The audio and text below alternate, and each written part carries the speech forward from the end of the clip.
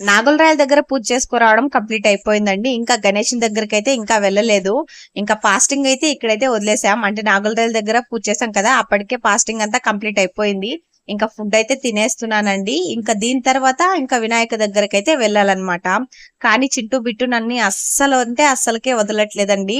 ఆ పూజ చేసే అంతసేపు కూడా బిట్టు ఏడుస్తూనే ఉన్నాడనమాట.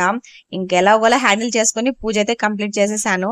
అలానే వినాయకుని దగ్గర కూడా వెళ్ళేసి అంటే ప్లేట్ మాత్రం పెట్టేసి వచ్చేసాను. అంటే పూజకు మాత్రం పెట్టేసి వచ్చేసాను.